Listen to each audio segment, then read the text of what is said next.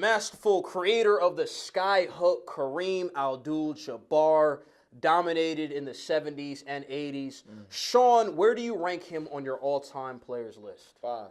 Kareem Abdul-Jabbar, I think, is the 5. fifth best player. Let me go through it. I think Kareem Abdul-Jabbar, obviously, he's the leading scorer of all time in NBA history. 32,000. Excuse me, I'm not even going to give a statistic. I know it's over 33,000. That's Kobe. I'm sorry. But he's up there. He's the leading scorer of all time. So, for him to do that in his position, the center, and, the skyhook, like you mentioned, coming into it, it's impeccable, man. He's up there. But it's hard for me to say a big man is the best player in NBA history. It's just hard. I understand. Because, you know why, Jansen? Because it's like this. Because he's basically in the paint. I don't know if Kareem Abdul-Jabbar necessarily had one of the best jump shots of all time. I can't say he had a better jump shot than Dirk Nowitzki. So this is the thing. I understand I keep emphasizing this because I'm trying to give him respect. I'm not trying to say, because you're the leading scorer, you're a big man, you don't need to be in the top 5. No, he needs to. And he was a great defensive player as well. But it's hard for me just to see other guys like LeBron James or Kobe Bryant, Michael Jordan. They can score in the paint, but they can also shoot the three-point ball. They also very good perimeter defensive players. They can score in a variety of different ways. So it's hard for me to say that Kareem Abdul-Jabbar is better than him just because, he did a sky hook. I'm sure he had other ways of scoring, but look, I've seen Kobe Bryant, LeBron James, Michael Jordan score in a lot of different ways than just, in the paint is what Kareem did. And also, we're seeing type of athletes in these days now. They're facing a lot more athletes today in the NBA, and even in the last few decades, I think they're a lot better, faster, and stronger than they were back when Kareem played. So I give him respect. Top 5 is not bad to me. Number 5 isn't bad, but again,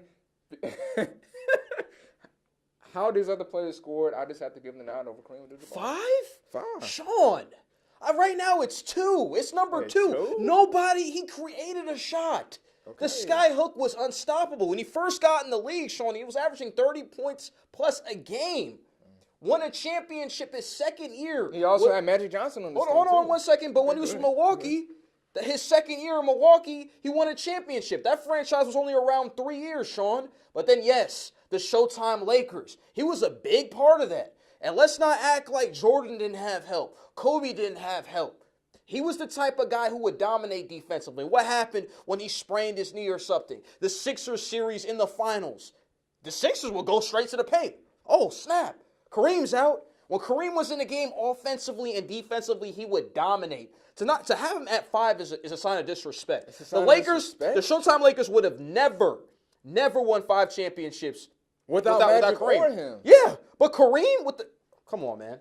He had a jump shot too, little jumper. It wasn't better than Dirk. It was decent. Of course not. But he was an in the paint guy. That's how the game was back in the day. I'm just saying it's not like he couldn't, step out a little bit, but that's all he needed to do. When you have a shot that unstoppable. And that's what I'm saying though. And Kobe, think about it with Kobe. Okay, Kareem was the first of his kind, right? Okay. Jordan was the first of his kind. LeBron, we could say he was more Magic-like, but the first of his kind.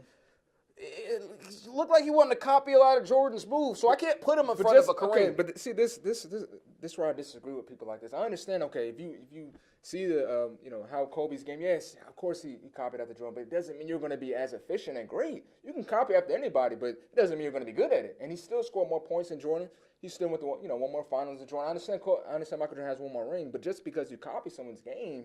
And it's not, you still have to perfect, you still have to, have it in your own craft and do what you do. It's not like every single shot Kobe's trying to take, it's just like, what would Jordan do in this specific play? No, Kobe still has his own game as well. I understand he matured after Jordan's game a lot, but every single shot wasn't like Jordan. And even Phil Jackson, the head coach of Los Angeles Lakers, when Kobe won the championships, even said that Kobe Bryant, he was a better all-around, he's a better shooter than Michael Jordan. Probably had a little bit, more better handles than. He's probably, a lot of people say as well, Kobe's the best scorer of all time. But let's look at it like this. Kareem led it. But let's look at it like this. Kareem had the most points of all time. You already went and said that. Kareem also has 6 MVPs, 6-time champion as well. People forget about that when they start falling in love with the Jordan argument. Kareem had 6 championships. I just don't think there's anything wrong with him at number 5, though.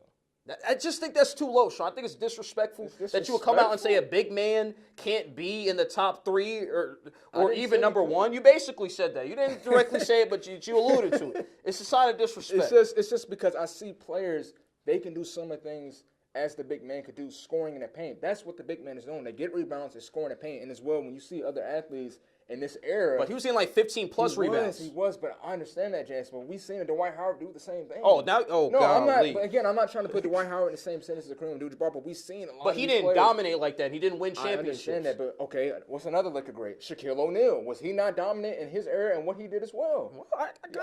He got somewhere in the top 10. Yes, okay, that's fine. I'm not saying Shaquille's better than Kareem Abdul-Jabbar, but we've seen him dominate the paint. We've seen him block shots and type of freak. Type of athlete. But Shaq, as a big man, though, it's a huge argument. A lot of people think this was a better player than Kobe Bryant with the Lakers when they were winning championships. I mean, at that time, I think but and he was a big man. I understand that, and Shaq was dominant. That's why I keep saying that Kareem. I'm not trying to. I didn't say he's top 10. I didn't put him outside the top 5. I didn't even, and just because I say top 5. Well, I did say he wasn't the 5th best player. Okay, but all I'm trying to say is that I just see other guys who can. I keep re-emphasizing this. They can score in the paint as well as Kareem. I'm not saying as well like it's better as Kareem, but they score in the paint. They can shoot, from the behind the 3-point mark. They can score in a variety of different ways. I can't put Kareem as the best player of all time because his game is mostly focused inside the paint. So if you have somebody else who's a third leading scorer all the time, who happens to play for the Lakers as well, and Kobe Bryant, he can score in the paint. I understand. Because he's the first of his time in Kareem Abdul-Jabbar, I've seen Kobe. A lot of players copy the skyhook, but if you can do what you can do in the paint and as well in the 3-point line, I just think you're more versatile. You're more versatile of scoring, and it's really hard, especially with the athletes. And I'm not saying that the athletes back in the 70s they weren't good, but I just think it's better athletes in today's age than it was back then. So that's why I have Kareem at number 5. Number 4 is Magic Johnson.